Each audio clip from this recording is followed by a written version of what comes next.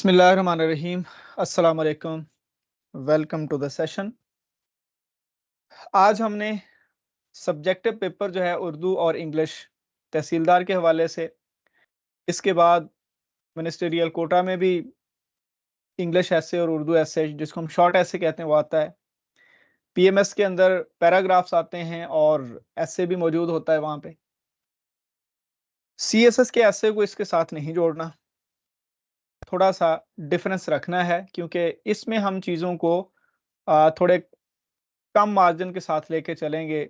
इसमें चीज़ों को ज़्यादा प्योर देने की कोशिश करेंगे, ठीक है? तो आगाज़ करते हैं। अल्लाह ताला से दुआ है कि होगा तो आगाज़ करते हैं। इंग्लिश एसे क्या है या उर्दू एसे क्या है?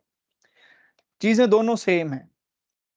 आप सब लोगों ने मेरे लेक्चर सुने होंगे, इंग्लिश एसे के ऊपर भी है, उर्दू एसे के ऊपर भी है। तो जब आप शॉर्ट एसे की बात करते हैं, तहसीलदार का उर्दू का पेपर है, उसके अंदर भी शॉर्ट एसे आएगा, 40 से 50 नंबर का हो सकता है। इंग्लिश एसे इंग्लिश के पेपर के अंदर आएगा, वो भी 40 से 50 नंबर का हो सकता है।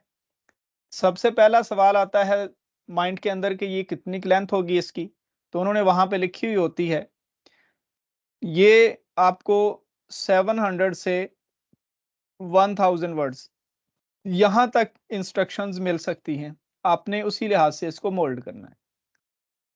पैराग्राफ कितना होगा, कितने वर्ड्स होंगे, इसके ऊपर कॉम्प्रिहेंसिव वीडियो, जितनी मैं वीडियो यहाँ पे मेंशन करूँगा ना, ये सेशन शायद 1 वीक के बाद यूट्यूब पे बाय पार्ट्स आना स्टार्ट हो जाएगा, तो ये सारी वीडियोज़ वहाँ पे नीचे आपको मिल भी जाएँगी। अभी अगर आपको कोई वीडियो चाहिए होगी तो आपने साथ-साथ नोट करना है और बाद में हमारे एडमिन से आपने वो वीडियो माँग लेनी है, ठीक है? वर्ड्स का काउंट, पैराग्राफ की तादाद, पैराग्राफ की लेंथ, ये सारी चीज़ें आपको वीडियो जो है वो मिल जाएगी, ठीक है? एसे के अंदर चीज़ें कौन-कौन सी हैं? और एसे के अंदर लोग गलतियाँ क्या-क्या करते हैं? हमारे यहाँ मसला ये है कि हम बैलेंस नहीं रख पाते।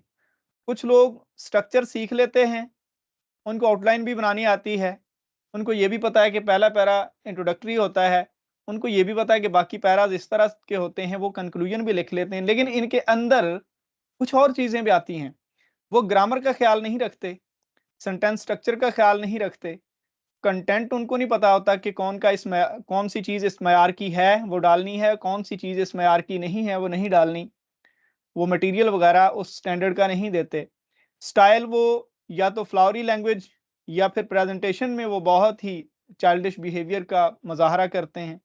आर्गुमेंट्स उनके ठीक नहीं होते या फिर ओपिनियन उनको बनाना नहीं आता या फिर चीज़ों को एंड पे कंक्लूड करना नहीं आता। तो इसी तरह ना तो ये नंबर 1 वाली चीज़ अकेली आपको पास करवा सकती है, ना नंबर 2 वाली, ना नंबर 3 वाली, ना नंबर 4 वाली, ना नंबर 5 वाली। ये सारी चीज़ों का 20% आपको बैलेंस चाहिए ओवरऑल। अगर आपने स्ट्रक्चर को बेहतरीन बनाया है, तो स्ट्रक्चर के बैलेंस से आपको 20% एग्ज़ामिनर अपने माइंड में सेट करके आपको नंबर देगा। ग्रामर को भी इसी तरह, इन सब का 20% लगा लें, ठीक है?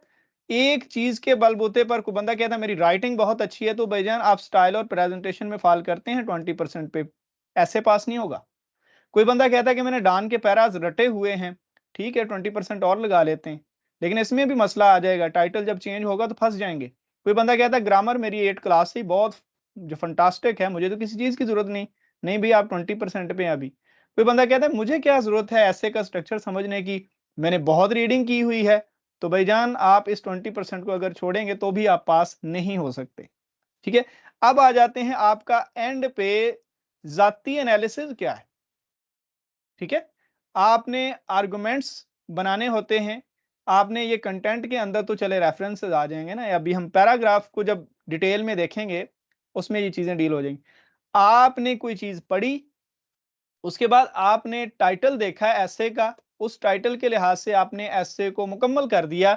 हर पैराग्राफ के एंड पे और आखिरी पैराग्राफ में आपने कुछ ओपिनियन देना है। हर पैराग्राफ को भी आपने कंक्लूड करने से पहले 1-2 लाइन्स में ओपिनियन देना होता है कि मैं ये बात क्यों कर रहा हूँ? क्योंकि मुझे लग रहा है कि गवर्नेंस का इश्यू इस वजह से है।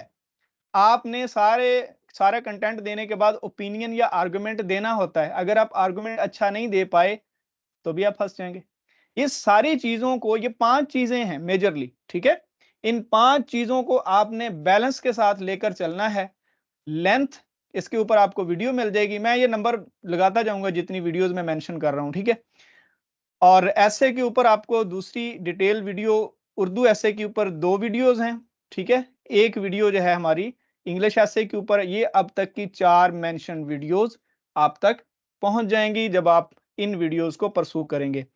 तो मैंने एस्से का बेसिक स्ट्रक्चर जो था वो आपके सामने रख दिया है। आपका अगर कोई क्वेश्चन है तो कीजिए, उसके बाद हम अगला सेक्शन डील करेंगे।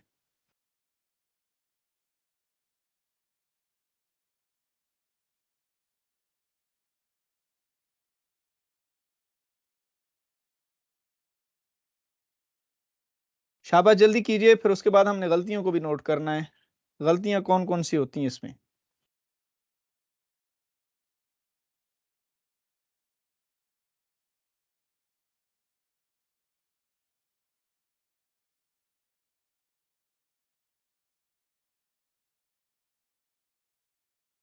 चलें, गुड।